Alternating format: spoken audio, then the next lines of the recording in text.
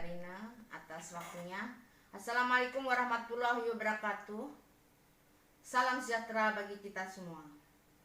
Kepada yang terhormat Ibu Yuwalita Widiawardari selaku Ketua Umum Ikatan Notaris Indonesia, kepada yang terhormat Bapak Tri Firdaus selaku Sekretaris Umum Ikatan Notaris Indonesia, pengurus pusat, jajaran pengurus pusat Ikatan Notaris Indonesia yang saya cintai, kemudian yang saya banggakan juga panitia webinar pada acara ini sangat bagus sekali persiapannya. Dan kepada Ibu Yuwalita saya ucapkan terima kasih. Ini suatu program yang sangat keren yang nantinya bisa memberi masukan kepada pemerintah. Dari saat ini saya ingin menyampaikan masalah materi mengenai aspek hukum restrukturisasi kredit terhadap objek jaminan kredit. Kita ketahui bersama kalau terjadi kredit macet, ya tentunya yang dicari adalah jaminan kredit. Masalah restrukturisasi kredit sudah dijelaskan beberapa waktu yang kemarin juga. Saya langsung aja masalah jaminan di sini. Jadi untuk memantapkan keyakinan kreditor dalam memberikan kredit, tentunya dia membutuhkan jaminan. Kalau kita lihat di dalam pasal 1131 KUH Perdata dan pasal 1132 KUH Perdata, situ sudah jelas bahwa harta kekayaan debitur itu akan dijadikan jaminan kredit. Nah, berdasarkan wawancara saya dengan beberapa bank dengan masa COVID-19 seperti ini, tentunya sangat sulit mendatangkan debitur yang jumlahnya ratusan bahkan ribuan. Untuk retail mungkin ratusan ribuan ya. Di sini kita tahu bahwa upaya-upaya bank untuk segera melakukan restrukturisasi kredit itu dikejar waktu. Di sini saya menyampaikan kepada saudara di sini, walaupun restrukturisasi kredit sudah diberikan, tapi kita juga harus lihat aspek jaminannya bagaimana. Di sini pihak bank di sini dalam keterbatasan tidak bisa mendatangkan debitor, maka menyampaikan kepada debitor silakan mengajukan permohonan terlebih dahulu, bisa di email atau di WA. Kemudian dari pihak bank itu dia mengirimkan data permohonan. Kemudian oleh komite kredit itu dianalisa dan disetujui. Itu pun jawabannya bisa melalui email, WA, ya. Kalau disetujui mereka oke, mengakomodasi, bahkan ada yang melalui video call menyetujuinya. Saya menanyakan, apakah dikirimkan adendum? Tidak, cukup surat keputusan kredit atau offering letter. Itu ada beban yang tertentu seperti itu karena dikejar waktu, sehingga dia mengirimkan by email. Kemudian kalau yang memang bisa scan, tanda tangannya di scan, atau yang melalui WA atau video call. Itu sangat riskan sekali. Saya tanyakan bagaimana perlindungan terhadap kredit sendiri terhadap bank dengan cara seperti itu. Karena memang undang-undang ITE memungkinkan cara seperti itu sebagai alat bukti kan.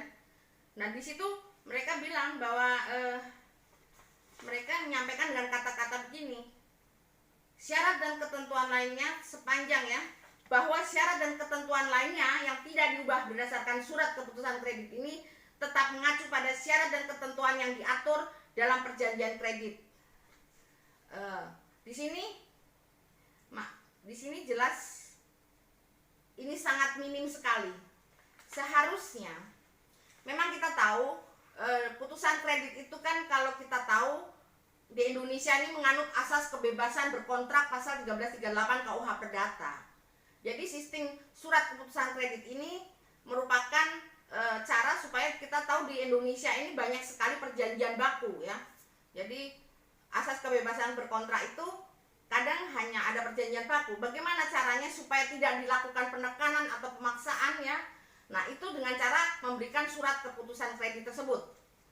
Di situ ada ketentuan surat keputusan kredit dengan jangka waktu tertentu. Biasanya sih 30 hari, 60 hari untuk disetujui. Kalau setuju, tanda tangan perjanjian. Kalau tidak setuju, tidak ditandatangani. Karena di situ ada ketentuan mengesampingkan pasal 1266 KUH Perdata. Ya, apabila dalam jangka waktu sekian tidak disetujui atau tidak ditandatangani, maka dapat batal demi hukum. Nah, di sini notaris pun di sini harus hati-hati pada waktu pada waktu kita tanda tangan juga di depan debitor. Kita harus menanyakan terlebih dahulu, Anda sudah tanda tangan SKK atau belum, atau offering letter. Kalau belum, jangan tanda tangan perjanjian. karena itu kita sudah terlibat di dalam perjanjian baku. Tapi kalau dia sudah menandatangani, menyetujui SKK, baru lanjut penandatanganan perjanjian kredit. Dalam masa COVID seperti ini, tentunya tidak bisa menghadap debitur, tidak bisa datang untuk menyetujui di depan bank. Nah, kalau bisa kalimatnya itu lebih diperbaiki seperti ini ya, bahwa surat persetujuan kredit ini merupakan satu kesatuan yang tidak terpisahkan dan saling terkait dengan perjanjian. Nah, perjanjian awalnya itu apa? Berikut adendum-adendumnya dan garing atau tambahan-tambahannya dan garing atau perubahan-perubahannya dan garing atau perpanjangan-perpanjangan dan garing atau pembaharuan-pembaharuannya. Dan seluruh jaminan sepanjang tidak ada perubahan sampai diterbitkannya surat persetujuan kredit ini masih tetap berlaku dan mengikat. Itu penting karena hanya ada beberapa bank tuh hanya mengirimkan SKK begitu saja, bahkan lewat WA, lewat WhatsApp ya. Nah, nanti menyetujui video call ya, tetapi penyimpanan media elektronik seperti itu kan kadang tiba-tiba hilang. Nah, itu kan agak kesulitan. Nah, nanti apabila setelah selesai masa COVID ini, segera di follow up dengan adendum yang ditandatangani di depan pihak bank. Itu kalau di bawah tangan. Kalau notaril, ya tetap kita dengan payung hukum Undang-Undang Jabatan Notaris dan Kode Etik Notaris, ya, dengan protokol yang ditetapkan pemerintah dalam masa COVID seperti ini. Karena tidak mungkin kita tidak berhadapan dengan debitur.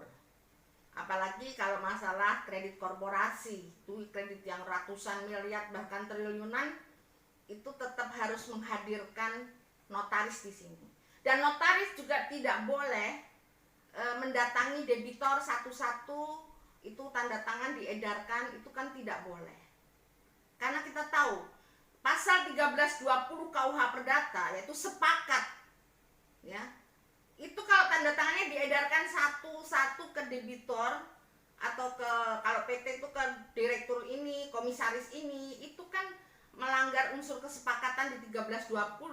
Sahnya suatu perjanjian itu bisa dapat dibatalkan itu. Nah, kita harus hati-hati di situ. Ya.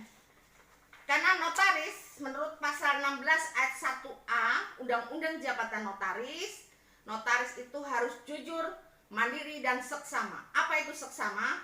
Seksama itu dalam pembuatan akte kita tidak hanya koridornya Undang-Undang Jabatan Notaris dan Kode Etik Notaris, kita juga harus melihat aturan atau undang-undang lain yang terkait. Undang-undang perbankan, prinsip 5C perkreditan, karakter, capacity, condition, capability dan collateral. Kemudian kita juga lihat Undang-Undang Kepailitan. Kemudian kita juga harus mengerti Undang-Undang PT dan seterusnya, Undang-Undang 42 tahun 99. Kemudian Undang-Undang 4 tahun 96 dan seterusnya. Nah, seksama itu kita harus hati-hati. Dalam praktek, sebaiknya, tapi dalam kondisi seperti ini, kita mungkin tidak bisa memfollow up seperti itu. Mungkin di dalam surat keputusan kredit atau offering letter itu yang bisa. Nah, sebaiknya nanti ke depannya kalau memang belum terjadi, setelah masa COVID ini selesai, dalam perjanjian kredit itu kita kan asas asesoir, ya, hapusnya hak tanggungan SKMHT, fidusia, corporate garansi, personal garansi itu kan mengikuti perjanjian pokoknya. Jadi kalau perjanjian pokoknya sebaiknya kalau membuat perjanjian kredit notarial itu kita konsen di pasal jaminan. Jadi setelah menyebutkan jaminan utama, jaminan tambahan, ya, di situ kita harus menyebutkan bahwa jaminan utama dan tambahan tersebut adalah untuk menjamin pelunasan hutang debitur berdasarkan perjanjian awalnya apa, berikut adendum-adendumnya, berikut perpanjangan-perpanjangan, perubahan-perubahannya, dan pembaharuannya. Terakhir dengan adendum ke-7. Misalnya kita dikasih kerjaan adendum ke-7 atau perubahan ke-7. Sebutkan yang terakhir dengan adendum ke-7 atau perubahan ke-7, bla bla bla bla. Terus kemudian untuk selanjutnya berikut adendum-adendumnya dan garing atau tambahan-tambahannya dan garing atau perpanjangan-perpanjangan dan garing atau perubahan-perubahannya dan garing atau pembaharuannya. Itu penting sekali. Ini sekarang berguna di masa COVID ini. Yang terus terang belum bisa melakukan adendum, bahkan hanya SKK saja yang dikirimkan. Bisa juga mendatangkan notaris, tetapi tetap tunduk kepada Undang-Undang Jabatan